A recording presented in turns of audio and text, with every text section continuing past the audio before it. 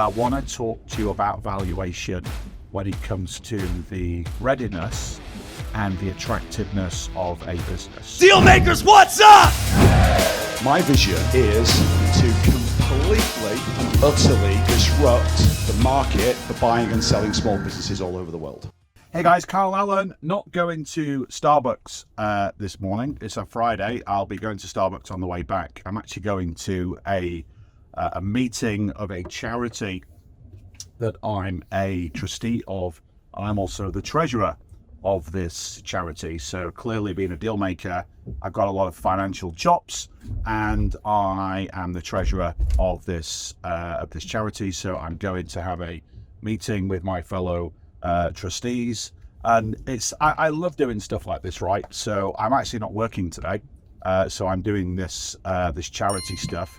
And as a deal maker, as the owner of 20 different companies on 3 different continents with managers in those businesses that operate for me, I don't have to work every single day if I don't want to. I typically do that because I absolutely love and adore my coaching business, Dealmaker Wealth Society. I love and adore my private equity firm, Kings of Deals, and I absolutely love and adore most of my businesses. A couple of my businesses really kind of getting on my nerves at the moment, so I'm contemplating exiting them, and because I have tons and tons and tons of other deals that I'm looking at right now, and 25 businesses really. I want to be my limit. Anyway, there's a couple of things that I want to talk to you about today. So I want to talk to you about kind of valuation, not mathematically, but I want to talk to you about valuation when it comes to the readiness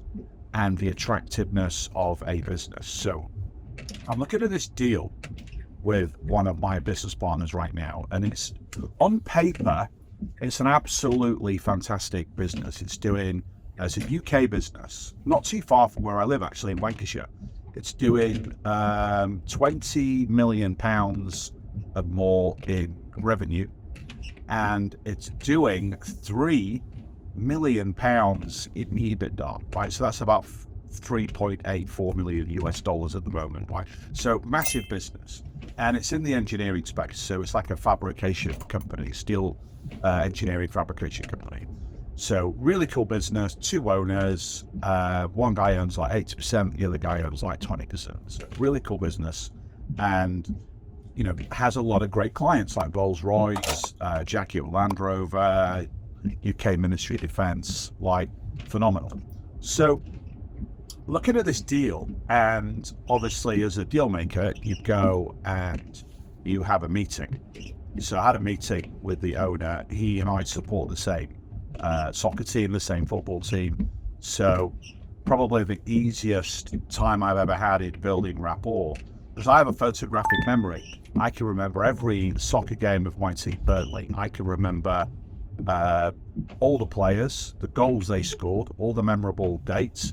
So literally, I spent the first 30 to 40 minutes of that meeting just talking about Burnley, which was absolutely amazing. So this guy's like my best buddy at this point. So then we get into the kind of the business conversations. We're talking about the business, and it's grown, and there's different kind of subsidiaries that are part of it as well. So I walked away from that meeting thinking, wow, this is a great business. It's got an absolute boatload of cash flow. It's got an absolute boatload of assets. It's got blue chip customers. It's got a great owner that wants to retire, and it looks like he's running a really cool ship. I'm really interested in this deal, and he told me in the meeting, I will be very creative and flexible with you in terms of the deal structure, in terms of the payment. So I'm like, wow, okay, this is a green light. We're going to go ahead. So then I started to do my due diligence. So I got the financials, I got the business plan, I got the org charts, and I went through, and the whole thing then starts to unravel. So the first thing that I noticed is 75% of the turnover of this business, the revenue of this business, comes from one customer, right? One customer, 75%. That's like suicide. Not only that, when I asked to see the contract, He said, I don't have a contract. He's like my best friend. Alarm bells, red flags, like my best friend. There's no contract, it's just a handshake. It's the guy I've been drinking with 2-3 times a week. And he said, and hey, he's looking to retire at the same time. So we're actually, he's going to sell his business, I'm going to sell my business, and we're going to go off and retire. We're going to buy houses on the same golf course in Portugal, and we're going to be good. And I'm thinking, well, hang on a minute, right? 75% of your turnover is with one customer, got no contract. He's your best friend, and he's also going to retire at the same time that you are. He's about to sell his business. So if I buy your business, however much I value it and structure the deal, he sells his business. Your business, which is then going to be my business, and his business, which he sold to somebody else, is not going to have a commercial relationship. There's nothing to stop that customer going and using somebody else. So that was a massive problem. The second biggest problem that he said to me, he's like, hey, I'm about to fire my GM. He's not done a very good job. He's useless. In fact, all the people in the business are not very good. I only wish they were better than me. I do all the selling. I run all the operations. I am the business. I'm working 60 hours a week. I'm literally chained to this business. Now, as a seller, shouldn't really say things like that. Not to a buyer, or to a savvy buyer like me, and a savvy buyer like you if you keep watching those videos. Because I'm thinking, well, if he leaves this business, I'm going to lose 75% of my revenue. Why? I've got nobody to run the business, but you're telling me that everybody else that works there is useless. And like, this business, I can't buy it. There's no way I can buy this business. So he said to me, he called me up and said, right, been through the numbers. How much is this business worth? I said, honestly, yeah. He said, 0. He's like, how can that be?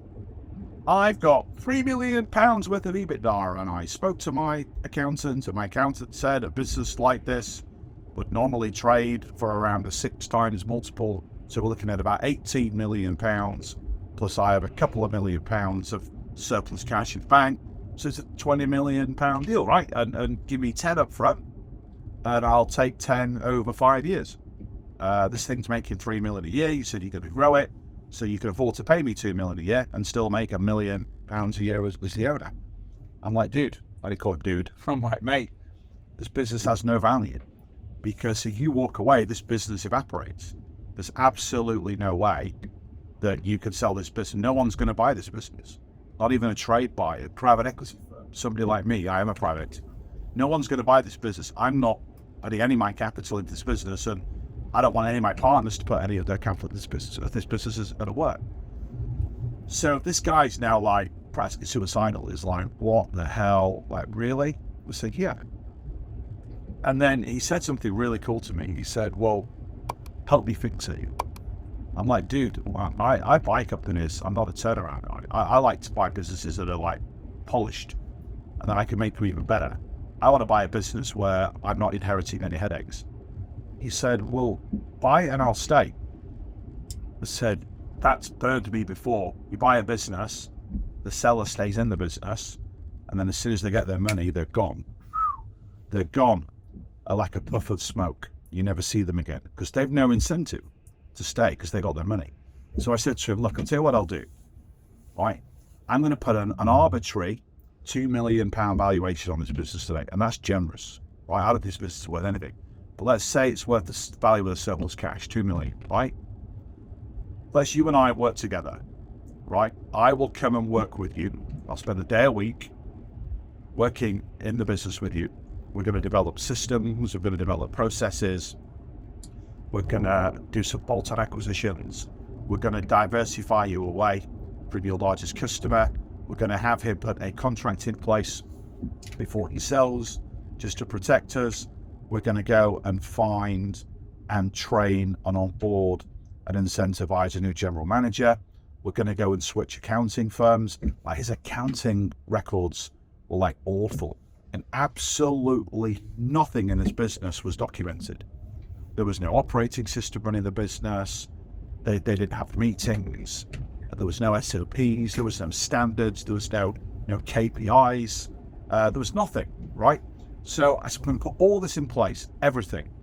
And then what I'm going to do is I'm going to come in as a consulting for equity partner. If you don't know what that is, it's basically I have an option in the future to acquire a certain percentage of the business. So what we did is we set a £2 million valuation, and I said, I'll work with you for 2 years in this business, and in 2 years we're going to sell it. We're going to sell it together, right?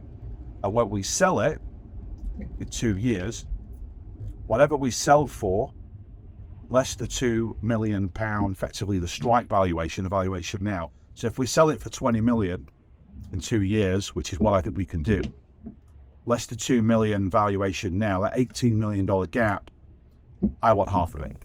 And he's like, no way, absolutely no way. So anyway, we settled on a third. So I'm going to own a third of this thing above the 2 million, and he's going to own 2/3 of it above the 2 million. And then we're going to allow 50% or so for a C-suite to come in, and that's going to come out of his portion. So if all goes to plan, I'll make £6 million working a day a week for 2 years on this business. But it's not really my time that he's paid for. It's my value, it's my skills, it's my expertise of grooming and honing and polishing businesses, bolting in other businesses into them, and making it extremely more valuable. So just wanted to say that story, that just because the business is profitable on paper, it's only, that value is only real if you can transfer it and monetize it. The business isn't attractive and ready to sell if it's got customer concentration, if it's got no barriers to entry, the records are in a mess. If there's nobody to do the work of the owner when they leave, and the owner is the business, not the owner of the business, then you really can't buy it without getting extremely creative. Like, one of the other ways I look to do this deal is that, one, I just give him the surplus cash, he walks away, and then I just pay him an earning. He wouldn't have gone for that, by the way. But then it's like, I don't really know anything about this business, so I've got to go and find somebody and train them and onboard them. And I'd end up spending so much time in that thing, and I don't do that. So spending a day a week with them in 2 years is easy. I'll do Fridays, so I don't work on Fridays. So I do now. Friday's going to be my big deal day. Going to go and sit in that business and get it up to fighting weight and make it very, very sellable. I might even buy it in the future because once it's got transferable value, there's trillions of dollars of capital out there that I could use to buy it. But I think if I can get into 20 million valuation, I'll just sell it with him and make 6 million, and then that'll be awesome. All right, guys, I hope you found it useful. I'm almost at my meeting. I will see you guys soon on the next video. Until then, bye for now.